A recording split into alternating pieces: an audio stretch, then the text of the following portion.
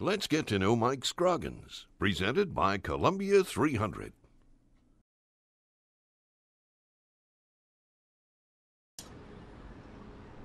My family. I have three children. Ross, he's 13.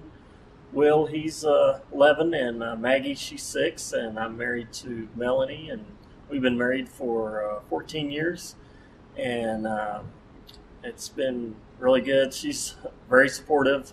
You got to have a wife really supportive out here because when you're gone 20, 25 weeks out of the year, you got to have someone behind you.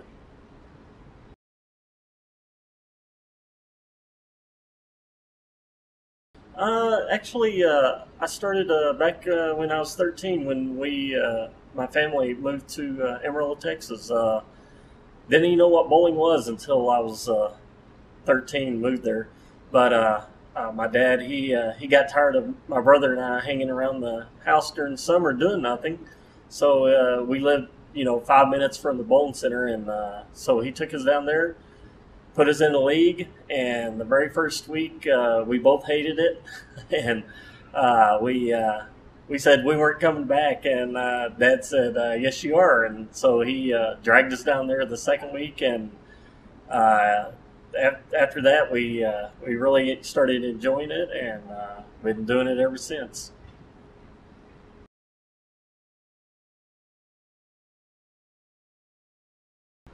More than you can believe.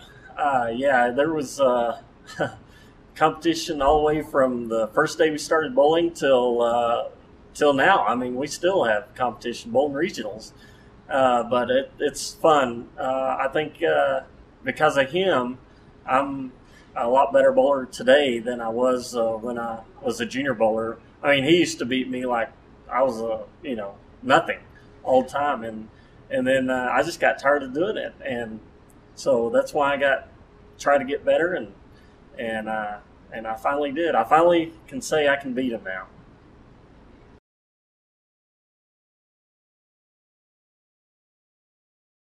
Yeah, it was when I was really bowling in college at West Texas State. Uh, I was bowling with a couple of guys that went on tour, Mark McDowell and Jack Jurek, and they were having some success. And I was holding my own when they were bowling college with me, and I thought, if they can do it, I ought to give it a try. And so right after college, I joined the PBA in 1989, and been doing it ever since.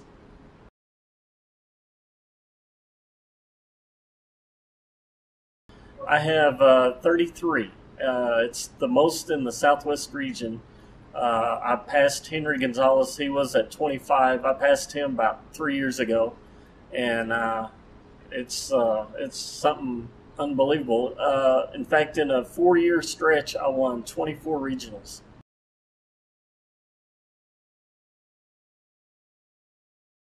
Uh, it gave me the confidence to back out on tour because from 90 to 96, I was full time on tour, and I had one national win, but that was it. And I just didn't have any confidence in myself, and so I went home, started bowling regionals, and that's when I started winning a lot of them. In fact, I still hold the record for most regionals in a year, which I won 8.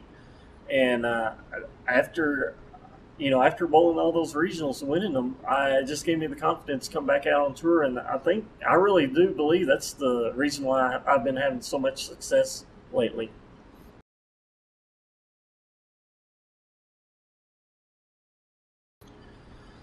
The competition. I mean, this is the best bowlers in the world. I mean, you can't get any better than this. And bowling against these guys week in and week out, it's just so much fun. And I'm just glad to be part of it. Especially, you know, in most sports, when you get in your middle 40s, most people are retiring, and I'm still bowling very well with them.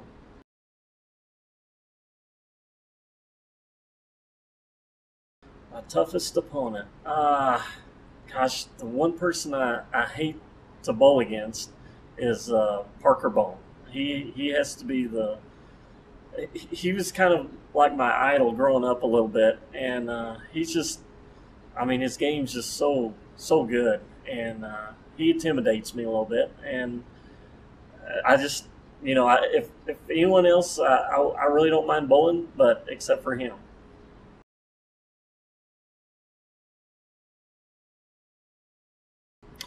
My favorite tour patterns is the cheetah and the viper, because they're the shorter patterns. My ball picks up a little quicker. The worst pattern is the shark, and I have made one show on the shark, which surprised myself. But usually I'm nowhere close to the top five.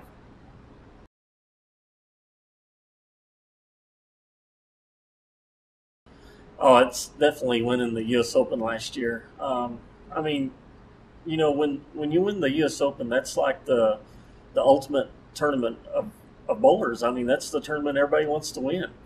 And just to do that and say that I did it, it's just amazing. And I still don't believe it to this day that I've actually won that tournament. But it's so grueling for the week, and so many bowlers bowling that week, and coming out on top on that tournament, it's just a highlight of my career.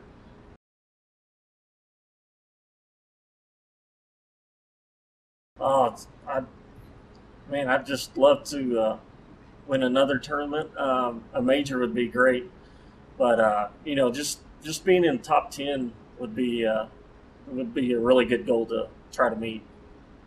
Thanks for getting to know Mike Scroggins. Check out our other interviews with other Columbia 300 staff members, including Chris Barnes, Tom Smallwood, and Clara Guerrero.